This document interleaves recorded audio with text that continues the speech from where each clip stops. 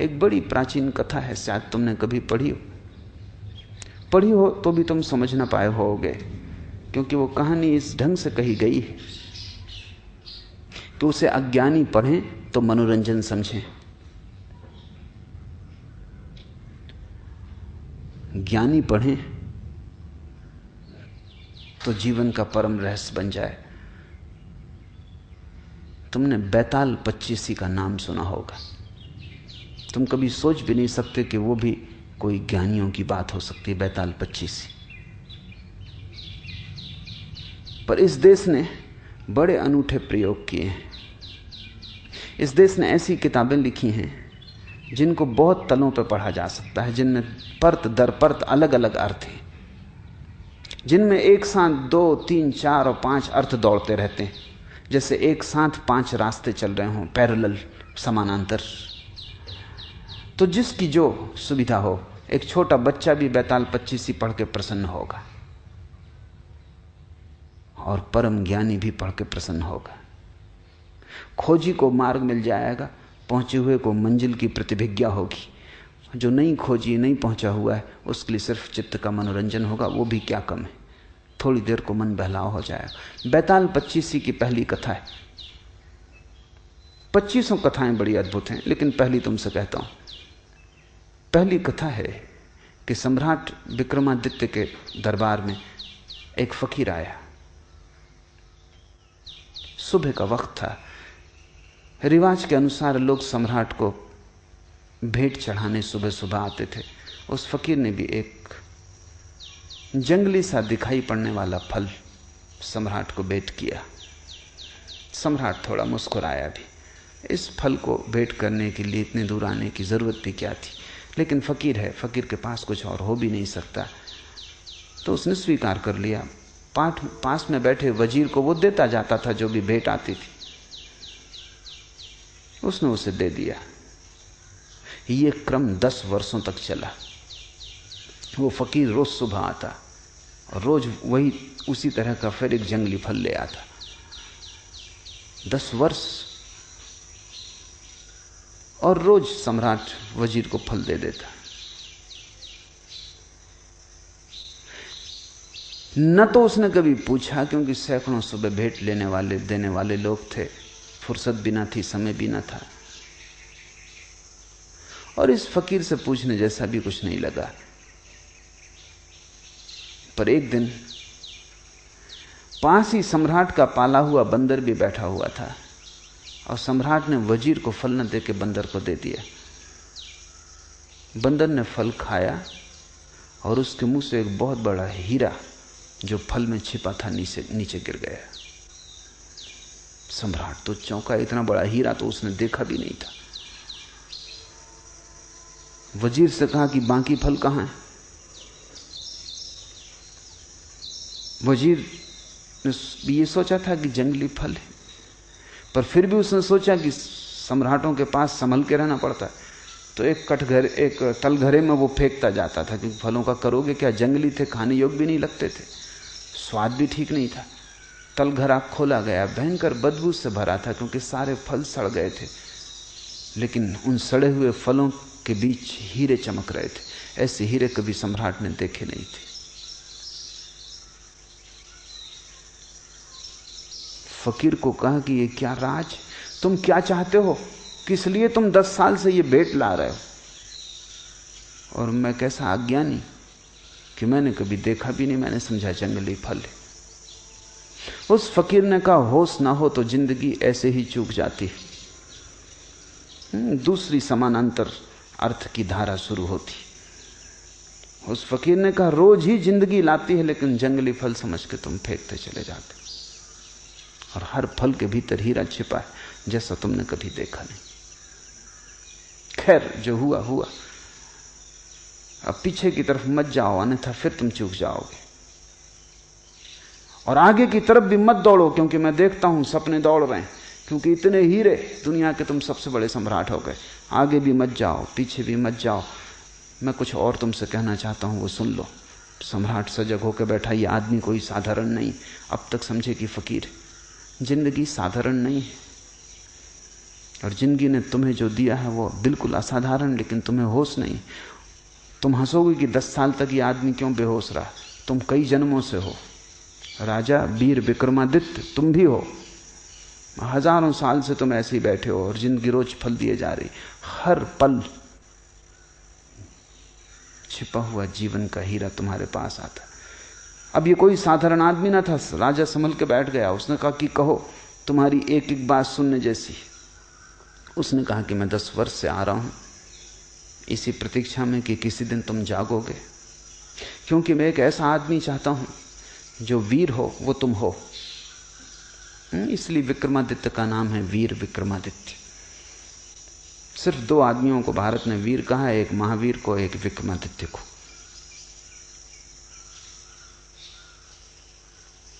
निश्चित तुम वीर हो, इसमें कोई शक शुबा नहीं, लेकिन काफी नहीं है वीर होना। इसलिए मैं चाहता था जब तुम जाग जाओ वर्तमान के प्रति, तब मेरे काम के हो सकते हो। अब दोनों बातें घट गई। अब तुम महावीर हो। होश और साहस। मैं एक बड़े महान तंत्र के कार्य में लगा हूं। उसमें मुझे एक ऐसे आदमी की जरूरत हो जो बहुत वीर हो, जिसे कोई चीज भयभीत ना कर सके, और जो होशपूर्ण हो। अगर तुम तैयार हो तो आज अमावस की रात है, तुम सांझ मरघट पे पहुंच जाओ, मैं तुम्हें वहीं मिलूंगा। वो फकीर तो चला गया। सम्राट ने कई बार सोचा भी कि इस झंझट में पड़ना कि नहीं, लेकिन फिर ये तो कायरता होगी। और ये आदमी ऐसा है कि इसके साथ थोड़े दूर जाने जैसा है। पता नहीं, जैसे हम जंगली फल को फेंकते रहे, पता नहीं मरघट में कौन से स्वर्ग का या मोक्ष का द्वार खुल जाए। तो समझा बुझा के डर भी लगता था। बहादुर से बहादुर आदमी भी डरता है। तुम ये मत सोचना कि सिर्फ कायर डरते हैं, डरते तो बहादुर भी हैं। फर्क क्या है बहादुर और कायर में? बहादुर डरता है तो भी करता है, कायर डरता है भाग खड़ा होता है। डरते दोनों ही हैं। डरने के संबंध में कोई फर्क नहीं, क्योंकि जो डरे ही नहीं वो तो बहादुर भी क्या उसको कहना। वो तो लोहे लकड़ी का पत्थर का बना हुआ आदमी है, वो बहादुर भी नहीं है जो डरे ही ना। डर तो स्वाभाविक है, लेकिन बहादुर डर को किनारे पर रख देता और घुस जाता है, और भयभीत डर को सिर पर रख लेता, भाग खड़ा होता है। खैर आधी रात विक्रमादित्य पहुंच गया मरघट पर। बड़ा डर लगता था, बड़ी भयंकर रात थी, और साधारण रात नहीं मालूम होती थी। कभी मरघट आया भी नहीं था, महलों में ही सदा रहा था। मरघट सिर्फ शब्द ही था। तुम भी कभी रात अमावस की आधी रात मरघट जाओ, तब तुम्हें इस शब्द का अर्थ पता चलेगा। शब्दकोश में इसका अर्थ नहीं लिखा है। मरघट एक बड़ी अनूठी घटना है। चारों तरफ रहस्य, भय, खतरा, भूत प्रेत, चीख पुकार, और वो तांत्रिक फकीर अपना मंडल रच के बैठा है, नग्न। खोपड़ियां, एक जिंदा लाश को काट रहा है। उसने सब इंतजाम अपना कर रखा है जो उसे करना है। सम्राट से उसने कहा, आ गए ठीक। यहां से थोड़ी दूर, वो दूर दिखाई पड़ने वाला जो वृक्ष है, वहां एक लाश लटकी हुई। तुम्हें उस लाश को वृक्ष से उतार के ले आना है, लेकिन ध्यान रखना, सजग रहना और शांत रहना, क्योंकि जरा चूके कि ये कृपाण की धार पे चलना है, जरा चूके कि गए, फिर मैं भी सहायता न कर सकूंगा। धड़कती छाती से विक्रमादित्य उस वृक्ष के पास पहुंचा। वहां बड़ा भय लगने लगा उसे, क्योंकि वहां कोई भी ना था, बिल्कुल अकेला था। और उस बड़े वृक्ष में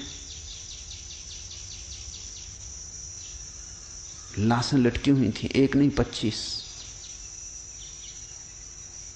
बड़ी बदबू आ रही थी।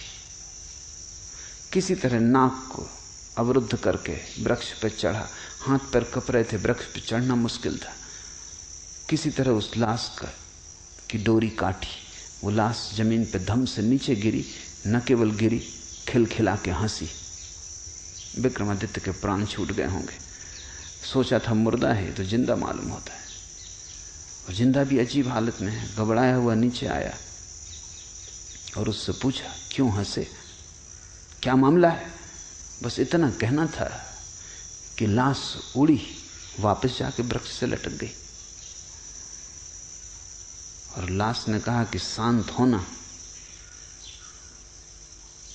तो ही तुम मुझे उस फकीर तक ले जा सकोगे। तुम बोले, चूक गए।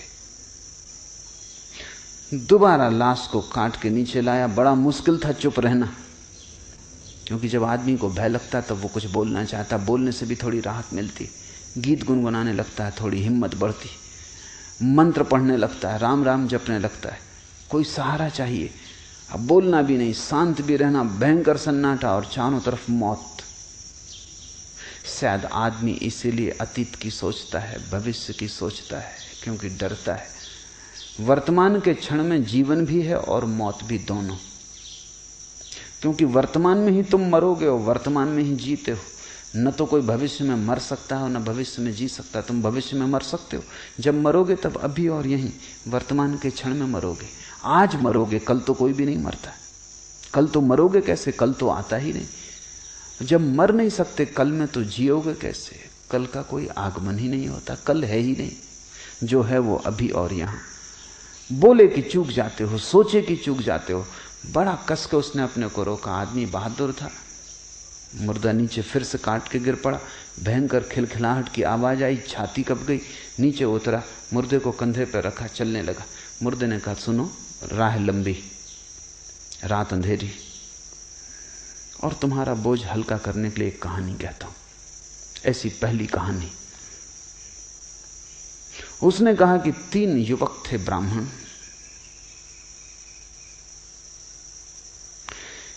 ये विक्रमादित्य सुनना भी नहीं चाहता था, पढ़ना भी नहीं चाहता था चक्कर में, क्योंकि जब तुम सुनो तो पता नहीं बीच में बोल उठो या कुछ हो जाए, या कम से कम सुनने में लग जाओ और जो तुमने संभाल रखा है अपने को वो चूक जाए। क्षण में चूक सकती है बात।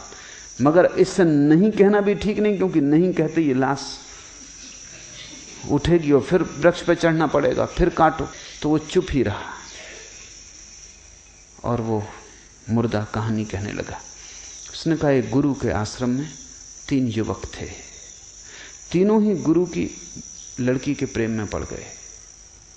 कहानी में रस आने लगा। प्रेम की कहानी में किसको रस नहीं आता?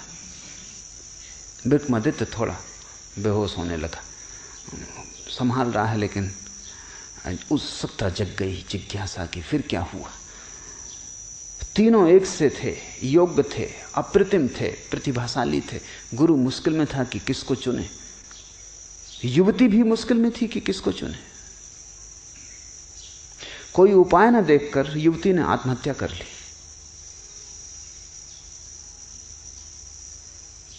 कोई रास्ता ही ना मिला और ये 3 के बीच वो बड़े द्वंद्व में घिर गई। और तीनों चुनने योग्य थे और मुश्किल था किसको छोड़े। और जानती थी जिसको छोड़ेगी वही जीवन भर पछतावे का कारण रहेगा। 2 को छोड़ना ही पड़ेगा, 3 से तो विवाह हो नहीं सकता। बड़ी अड़चन थी, हल कोई था ना। हल न देख के आत्महत्या कर ली। लाश जलाई गई। एक युवक उन 3 में से तो मरघट पर ही उसी राख के पास रहने लगा, उसी राख की धुनी रमा लेता और वहीं बैठा रहता। दूसरा युवक इतने दुख से भर गया कि यात्रा पर निकल गया अपना दुख भुलाने को। घूमता रहेगा संसार में, अब बसना नहीं है, क्योंकि जिसके साथ बसना था वही ना रही। अब घर नहीं बसाना, वो परिव्राजक हो गया, एक फकीर भटकता हुआ आवारा। और तीसरा युवक किसी आशा से भरा हुआ, क्योंकि उसने सुन रखा था कि ऐसे मंत्र भी हैं कि अस्थि पंजर को पुनरुज्जीवित कर दें। तो उसने सारी अस्थियां इकट्ठी कर ली। रोज उनको गंगा ले जाता, धो के साफ करता, फिर ले आकर रख लेता, उनकी रक्षा करता कि कभी कोई मंत्र का जानने वाला मिल जाए। वर्षों बीत गए। जो घूमने निकल गया था यात्रा पर, उसे एक आदमी मिल गया जो मंत्र जानता था। उसने उससे मंत्र सीख लिया, मंत्र का शास्त्र ले लिया, भागा। अब डरा, वो घबराया कि पता नहीं अब अस्थि पंजर बचे भी होंगे, क्योंकि वो तो कभी के फेंक दिए गए होंगे। लेकिन आके आश्वस्त हुआ, अस्थि पंजर बचाए गए थे, उनको संजो कर रखा था उसके साथी ने। उसने मंत्र पढ़ा, वो युवती पुनरुज्जीवित हो गई, पहले से भी ज्यादा सुंदर, मंत्र सिक्त, उसकी देह स्वर्ण जैसी, अभी अभी ताजी, जैसे कमल का फूल अभी अभी खिला हो। फिर कलह शुरू हो गई, क्या वो किसकी? अब तक सम्राट भी भूल चुका था कि वो क्या कर रहा है, और ये सुनने में लग गया था जैसा तुम सुनने में लग गए। उस मुर्दे ने पूछा कि सम्राट गौर से सुनो, क्योंकि फिर झगड़ा खड़ा हो गया। अब सवाल है कि इन तीन में से युवती किसकी? तुम्हारा क्या ख्याल है? और अगर तुम्हारे भीतर उत्तर आ जाए, और तुमने अगर उत्तर न दिया तो तुम इसी क्षण मर जाओगे। हाँ, उत्तर ना आए कोई हर्जा नहीं। बड़ा मुश्किल है उत्तर का ना आना। आदमी का इतना बस थोड़ी है अपने मन पर। कोई बुद्ध पुरुष हो तो ना आए, ठीक है, सुन लिया प्रश्न, उत्तर ना आया, कोई हर्जा नहीं। विक्रमादित्य बड़ी मुश्किल में पड़ा। उत्तर तो आ रहा है, बुद्धिमान आदमी था, तर्कनिष्ठ था, समझदार था, शास्त्र पढ़े थे, तर्क साफ था। अब वो बड़ी मुश्किल में पड़ गया। उसने कहा कि बोल, अगर उत्तर आ रहा है तो बोल, अन्यथा इसी वक्त मर जाए। तो उसने कहा उत्तर तो आ रहा है, इसलिए बोलना ही पड़ेगा। उत्तर मुझे ये आ रहा है कि जिसने मंत्र पढ़ के युवती को जगाया वो तो पिता तुल्य है, उसने जन्म दिया, इसलिए वो विवाह नहीं कर सकता, वो तो कट गया। जिसने अस्थियां संभाली और रोज गंगा में स्नान कराया वो पुत्र तुल्य है, कर्तव्य है, सेवा, उससे शादी नहीं हो सकती। प्रेमी तो वही है जो धूनी रमाए, राख लपेटे, भूखा प्यासा मरघट पी बैठा रहा, न कहीं गया न कहीं आया। विवाह तो उसी से। लाश छूटी, जाके वृक्ष से फिर लटक गई, क्योंकि ये आदमी बोल गया। ऐसी 25 कहानियां चलती।